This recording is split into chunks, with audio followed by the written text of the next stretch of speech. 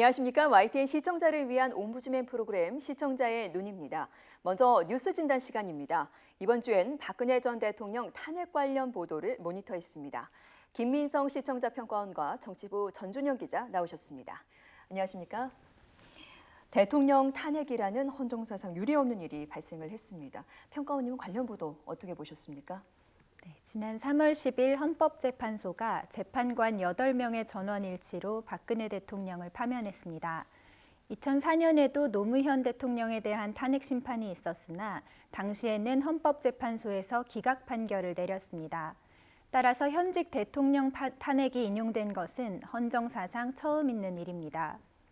국회에서 탄핵소추안이 가결된 지 92일 만의 결정이었습니다. 국회의 탄핵소추 의결서를 접수한 이후 헌법재판소는 3번의 준비 절차 기일과 17번의 변론 기일을 포함해 총 20번의 재판을 진행하였습니다. 헌법재판소는 국회에서 제출한 탄핵소추 사유를 5가지 핵심 쟁점 사안으로 압축했습니다. 국정농단에 따른 국민주권주의와 법치주의 위반, 대통령의 권한남용, 언론의 자유 침해, 생명권 보호 의무 위반, 뇌물수수 등 형사법 위반입니다. 이 중 최순실 씨에 대한 국정개입 허용과 권한남용이 탄핵 인용에 결정적인 사유로 작용했습니다. 탄핵 결과 발표 사흘 만인 지난 12일 박근혜 전 대통령은 청와대를 나와 사저로 이동했습니다. 사저 앞에는 박 전 대통령을 지지하는 일부 지지자들이 모여 박 전 대통령을 맞이했습니다.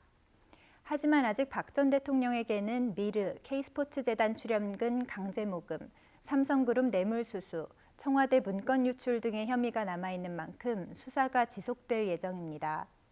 헌재의 판결 요지, 그리고 향후 수사 일정과 방식 등에 대한 정리 부탁드립니다. 네. 검찰이 속도전을 내고 있는 양상입니다. 지금 박 전 대통령에게 오는 21일 화요일이죠. 서울중앙지검으로 나오라고 통보를 한 상태인데요. 전 기자, 헌재 판결 요지를 다시 한번 정리를 해주시고 더불어서 앞으로 수사가 어떻게 진행될지 설명을 좀 해주시죠. 지난 10일 헌법재판소의 박근혜 대통령 탄핵 심판 사건 결정은 8명 재판관의 만장일치 탄핵 인용 결정이었습니다. 그만큼 재판관들 간에 충분한 합의가 있었다는 건데요. 앞서 국회가 제출한 탄핵소추 사유는 13개였지만 헌재는 이걸 5가지로 줄였다가 뇌물죄 부분은 최순실의 국정농단과 합해 4가지로 압축해 판단했습니다. 재판부는 이 가운데 공무원 임명권 남용과 언론 자유 침해, 그리고 세월호 사고에 관한 생명권 보호 의무 위반은 증거가 불충분하거나 사법적 판단 대상이 아니라며 받아들이지 않았습니다. 마지막 남은 최순실 씨에 대한 국정 개입 허용과 권한 남용 1개 사유만 위법하다고 인정을 했는데요. 이것만으로도 대통령을 파면하기에 충분하다고 봤습니다. 최순실 씨의 개인적 이익을 위해서 박 전 대통령이 대통령의 지위와 권한을 남용했다는 겁니다. 특히 미르와 K스포츠재단을 설립해서 최 씨가 장악하게 한 뒤 최 씨의 사익 추구를 도운 게 결정적이었습니다. 또 청와대 문건 유출과 문체부 고위공직자 인선 등에서 드러난 이 국정 개입 역시 대통령이 최 씨의 사익 추구를 돕는 과정이라고 판단했습니다. 헌재는 박 전 대통령의 법 위배 행위가 헌법 질서에 미치는 부정적 영향과 파급 효과가 중대하다고 설명하면서 피청구인 대통령 박근혜를 파면한다고 선언했습니다.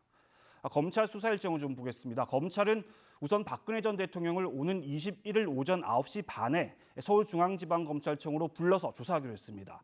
소환 날짜가 발표된 이후 박 전 대통령 측은 검찰이 요구한 일시에 출석해 성실하게 조사를 받겠다고 밝혔는데요. 이에 따라 박 전 대통령은 고 노무현 전 대통령의 전례에 비춰봤을 때 오는 21일 오전 9시 반 전에 검찰청사에 도착을 해서 잠시 포토라인에 설 것으로 보입니다. 이후 이영렬 서울중앙지검장이나 노승권 서울중앙지검 1차장과 짧은 티타임을 가진 뒤에 변호인 입회 하에 조사를 받을 것으로 보이는데요. 박 전 대통령은 최순실 씨가 지난해 조사를 받았던 중앙지검 7층 영상 녹화실에서 한웅재 형사 8부장 등과 마주해 조사를 받을 예정입니다. 박 전 대통령은 피의자로 입건된 만큼 조사할 때 피의자라고 부르는 게 원칙입니다. 하지만 검찰은 예우 차원에서 전 대통령이라고 호칭할 가능성도 있습니다. 박 전 대통령에게 제기된 혐의만 13가지이기 때문에 10시간 이상 고강도 조사는 불가피할 텐데요.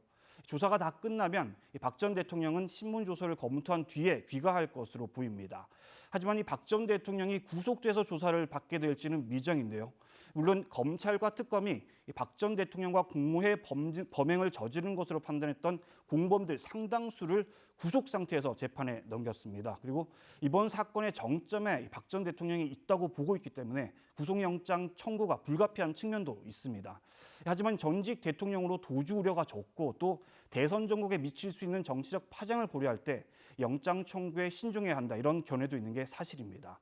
검찰은 소환 조사 직후 법과 원칙에 따라서 신병 처리 여부를 결정하겠다, 이렇게 밝힌 만큼 박 전 대통령 조사 후 이틀이나 사흘 안에 구속영장 청구와 기소 여부를 판단할 것으로 보입니다. 최순실 게이트를 가르는 최대 변수인 만큼 검찰이 어떤 결정을 내릴지 궁금해지는데요. 평론가님은 또 관련 보도를 보면서 어떤 생각하셨습니까? 네, 박근혜 전 대통령의 파면과 함께 조기 대선이 확실해졌습니다. 5월에 진행될 가능성이 높아 장미 대선이라고도 불리는데요. 정치권에서도 대선을 위한 준비로 한층 바빠질 것으로 보입니다. 당장 내년도 예산 편성 계획에도 차질이 생길 수 있게 됐습니다. 어떤 후보자가 대통령으로 당선되느냐에 따라 예산 활용 계획이나 규모 등이 달라질 수 있기 때문입니다. 이처럼 대선 일정이 빨라진 만큼 우려되는 부분은 없는지, 또 빨라진 일정이 대선 판도에 미칠 영향은 어떠한지에 대한 언론의 분석이 필요해 보입니다. 더불어 대선 일정이 빨라진 만큼 유권자들의 이해를 높이기 위해 주요 대선 주자들의 공약과 캠프 구성 등에 대한 언론의 입체적 보도를 부탁드립니다. 대선 일정과 더불어 공식 선거 일정도 앞당겨지는데요. 정치권과 유권자는 선거법 위반에도 주의를 기울여야 합니다. 선거 기간에는 특정 정당과 후보자를 지지하거나 반대하는 행위, 또 그런 내용이 담긴 현수막, 인쇄, 영상물 등이 금지되기 때문입니다. 이에 대한 언론의 정리도 필요할 것 같습니다. 네. 이제 5월 9일 대통령 선거가 치러지게 됩니다. 지금 말씀을 해주셨지만 시간이 얼마 남지 않은 만큼 후보자뿐만 아니라 유권자들도 유념을 해야 할 점이 한두 가지가 아닐 텐데요. 전 기자, 언론 보도 차원에서는 지금 어떤 준비를 하고 있습니까? 네, 일단 보통 정상적인 일정으로 12월에 대선이 치러진다, 이런 경우를 가정을 하면 이 선거일 240일 전, 그러니까 4월 달부터 이 대선 예비 후보자 등록 신청을 받습니다.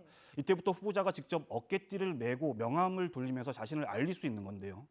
올해는 대통령 탄핵 확정 직후부터 곧바로 예비 후보 등록이 시작됐는데 이 선거일까지 불과 2달도 남지 않은 시점이었습니다.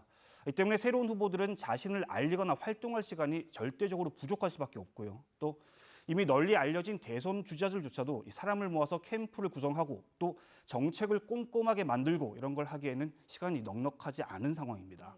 대선 일정도 빡빡할 수밖에 없는데요. 당장 재외국민 투표의 경우에 보통 선거일 150일 전부터 석 달간 투표 신청을 하는데 이번에는 탄핵 후 고작 3주 정도만 신청을 받고 오는 30일에 마감을 하게 됩니다. 특히 재외국민 투표는 다음 달 25일부터 시작될 예정이기 때문에 사실상 실제 대선 투표가 시작되기까지는 고작 한 달 남짓밖에 안 남은 상황인 겁니다. 각 당에서도 서둘러 대선 후보를 뽑기 위해서 경선 절차에 돌입했는데요. 아직 캠프도 제대로 갖추지 못한 후보도 있고 또 공약도 구체적인 정책이라기보다는 정책 구상 수준에 머물고 있는 그런 경우가 많습니다.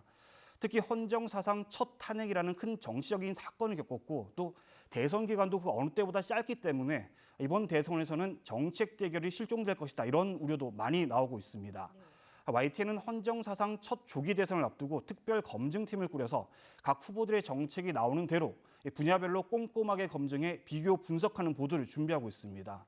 이와 함께 대선 후보 토론회에서도 후보별 이 공약과 정책을 분석하고 또 후보들의 발언에 거짓이나 왜곡은 없는지 팩트 체킹을 해서 시청자들이 좀 더 꼼꼼하게 따져보고 평가할 수 있도록 도울 계획입니다. 탄핵 직후부터 대선은 이미 시작됐기 때문에 금지되는 행동들도 유념하셔야 하는데요. 우선 대선 후보의 이름이나 사진이 들어간 시설물을 설치하면 안 됩니다. 또 정당이나 후보자 이름을 나타내는 광고나 벽보, 영상, 사진, 인쇄물 등을 나눠주거나 게시하는 것도 금지됩니다.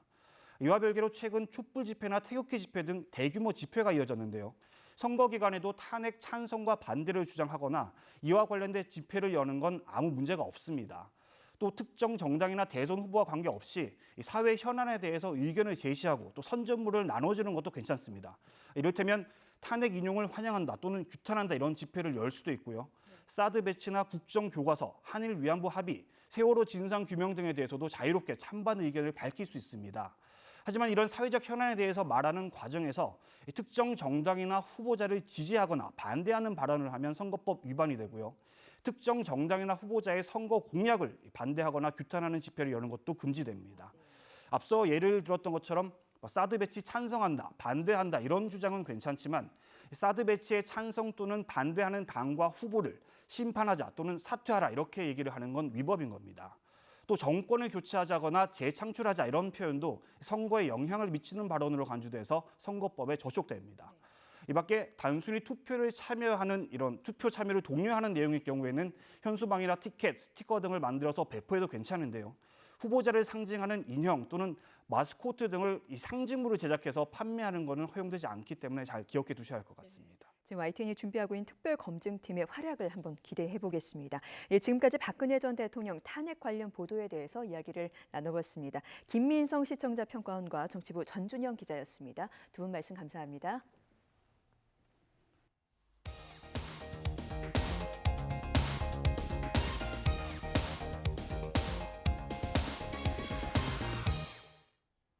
지상파 DMB 채널인 YTN DMB 프로그램을 평가하는 내가 본 YTN 순서입니다. 이번 주엔 청년 창업 런웨이와 김선영의 뉴스나이트에 대한 정은정 평가원의 의견을 들어보겠습니다. 시청자 여러분 안녕하세요. YTN DMB 시청자 평가원 정은정입니다. 여전히 일교차는 심하지만 따뜻한 봄볕이 조금씩 느껴지고 있는데요. 새 계절이 시작되며 한 해의 진정한 시작으로 여겨지는 3월, 청년들도 새 일터에서 희망찬 사회생활을 시작하기를 꿈꾸고 있을 겁니다. 기업들의 상반기 공채 공고가 쏟아지는 시기인 만큼 취업에 대한 관심도 더욱 높아지는 요즘인데요. 여러 가지 경력과 자격증, 높은 영어 점수를 갖추고도 취업이 쉽지 않아 고민이 많은 청년들에게 창업은 또 다른 돌파구가 되어주기도 합니다. 그렇지만 경험이 많지 않은 청년들이 쉽게 창업에 도전하기란 쉽지만은 않습니다. YTN DMB에서 방영하는 청년 창업 런웨이는 창업에 성공한 사람들의 생생한 이야기를 통해 창업의 꿈을 가진 청년들에게 길잡이가 되어주고 있습니다. 청년 창업 런웨이는 그동안 다양한 직종의 창업 성공 스토리를 소개해 주었는데요. 지난 방송에서는 홍대 앞 부엉이 돈가스로 유명한 유전균 대표의 이야기를 들을 수 있었습니다.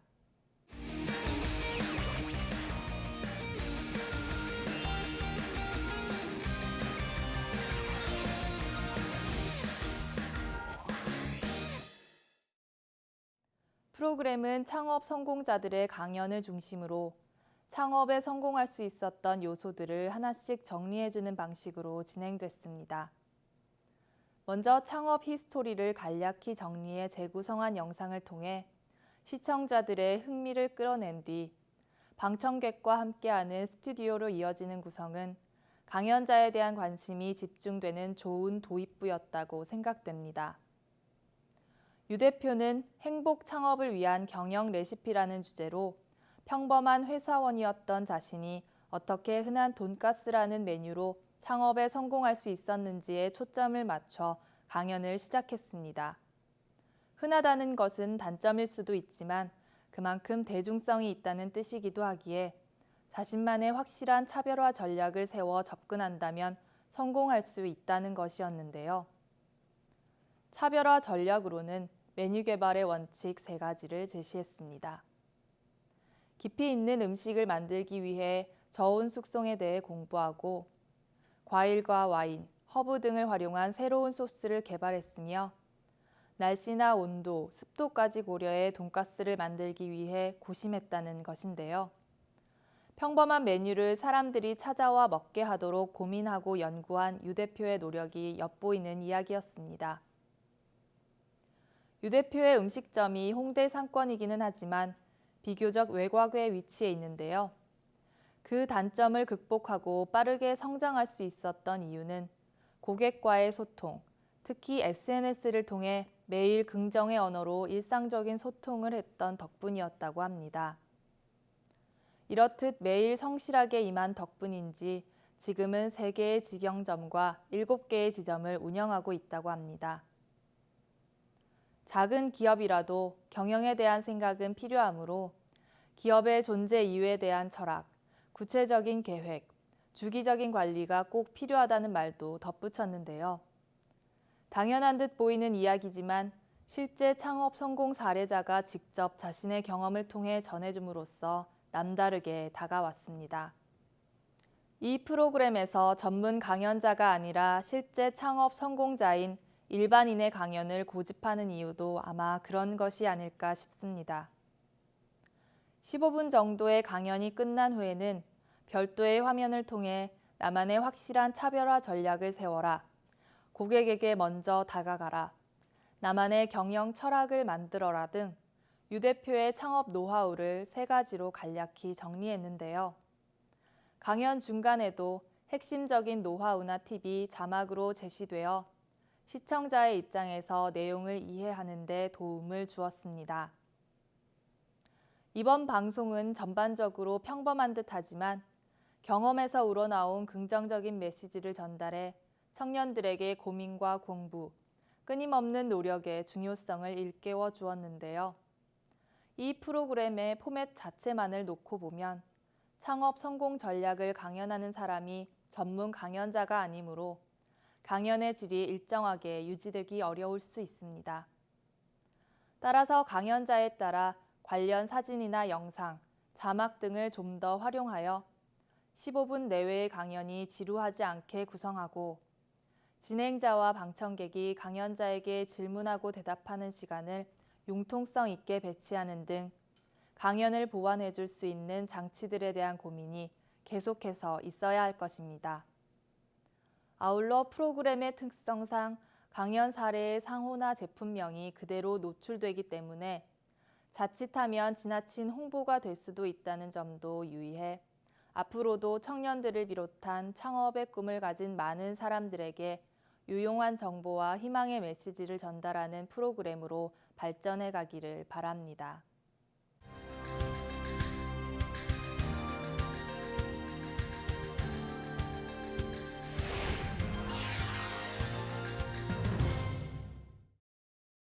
다급한 일이 생겼을 때 가장 먼저 누르는 번호는 아마 119일 겁니다. 그만큼 우리 사회 곳곳에 위험하고 도움이 필요한 곳에 가장 먼저 달려가는 이들이 바로 소방관과 구조대인데요. 특히 요즘처럼 건조한 날씨에는 화재가 잇따르고 있어 소방관들이 더 바빠지고 있습니다. 하지만 이들의 근무 환경은 열악하기 짝이 없고 보호 장비마저 낡고 부족해 수많은 위험에 노출되어 있는데요. 다행히 최근 국민안전처와 각 지방자치단체를 중심으로 소방 공무원들이 더욱 안전한 환경에서 근무할 수 있도록 개선 방안을 마련하고 있다고 합니다. 열악한 근무 환경에도 불구하고 화재 현장에서 몸을 아끼지 않고 시민들을 구해내는 소방관들의 모습을 YTN이 보도했습니다. 지난 11일에 있었던 서울 용문동 다가구 주택 화재 현장에서 시민들을 대피시키기 위해 온몸으로 불길을 막은 소방관 덕분에 큰 인명피해를 막을 수 있었다고 하는데요. 아이들을 먼저 대피시키고 집안에 남아있던 아이 부모들을 구조하던 중 갑자기 불길이 번지자 이들이 대피할 시간을 벌기 위해 소방관이 불길을 온몸으로 막고 있었던 겁니다.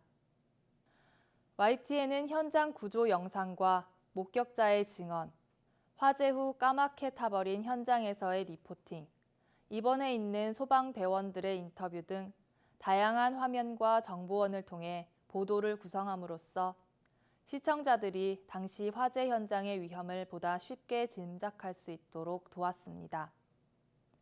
또한 다친 몸으로 병원에 누워 있으면서도 그저 의연할 뿐인 소방대원들의 모습은 뭉클한 감동을 전해주었습니다. 그러나 현장 구조 영상에서 4층 높이 난간에 매달린 사람들이 떨어지고 그 모습을 본 시민들이 소리를 지르는 장면은 조금 짧게 보여줬어도 좋았을 것 같은데요. 물론 생생한 현장 영상을 그대로 보여주는 것이 이해를 돕기에 더 쉽긴 하지만 시청자의 입장에서는 바닥에 무엇이 있는지도 모르고 사람이 높은 곳에서 떨어지는 모습만을 보기 때문에 과도한 긴장감이나 불안감을 느낄 수 있습니다. 방송 뉴스는 현장감을 전하는 것도 중요한 요소이기 때문에 사고나 사건을 다루는 보도는 현장 영상이 있느냐 없느냐에 따라 보도의 질이 달라지기도 합니다. 하지만 위험하고 위태로운 현장 영상을 지켜보는 시청자들이 불필요한 긴장에 노출되지 않도록 화면 구성에 신경을 쓰고 의구심을 가질 만한 부분에 대해서는 보다 자세한 상황 설명이 있어야 할 것입니다.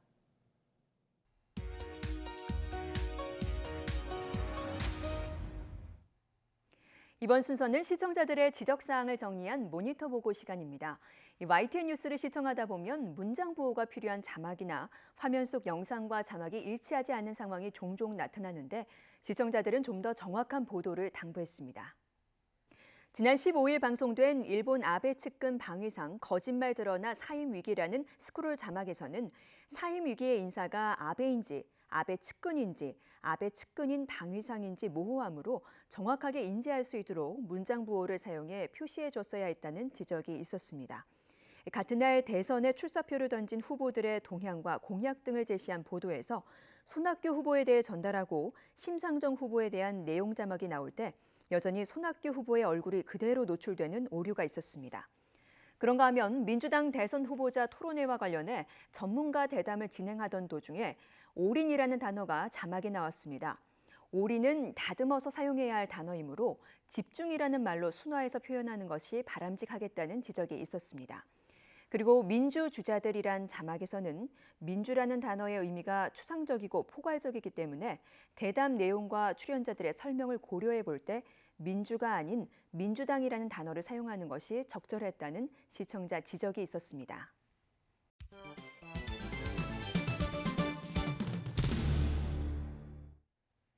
언론 전문가로부터 우리 언론의 문제점과 발전 방향 등을 들어보는 매체 비평 시간입니다.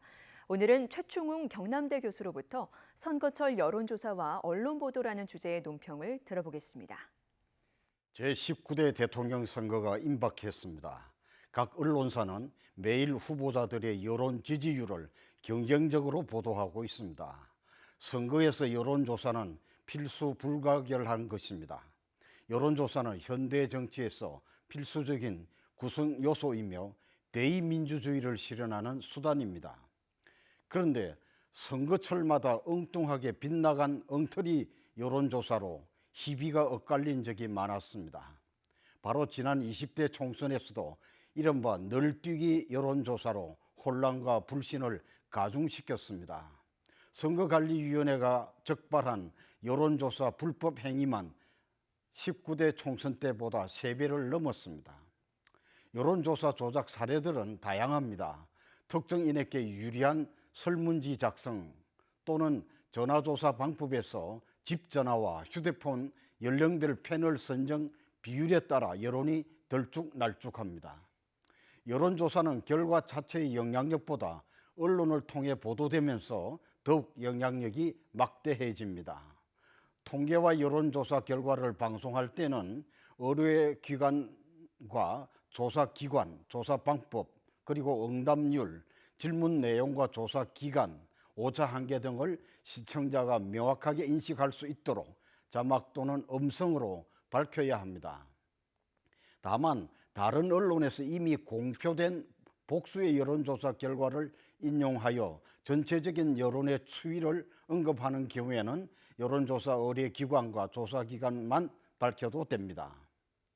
방송은 여론조사 결과가 오차 범위 내에 있는 경우 이를 사전에 명확히 밝히지 않고 서열식으로 우열을 묘사하여 시청자가 오인토록 해서는 안 됩니다.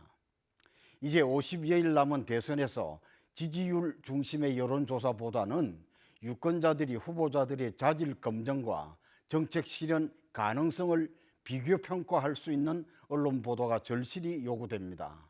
각 정당과 후보들이 마구 쏟아내는 공약을 액면 그대로 보도하게 되면은 국민들은 그 공약이 과연 실현성이 있는지 또 정부의 예산 배정은 가능한 것인지 판단하기가 어렵습니다. 이럴 때 언론은 각 정당의 정강 정책과 후보들의 주요 공약을 비교 분석 보도함으로써 유권자들의 올바른 평가와 판단이 곧바로 투표로 연결돼야 합니다. 유권자들이 정확한 판단을 할 수 있도록 심층적인 분석 보도가 제공돼야 합니다.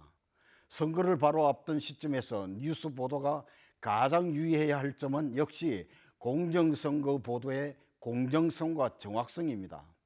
언론은 국민이 필요로 하는 정책적 의제를 발굴해서 유권자의 올바른 여론을 형성해야 합니다.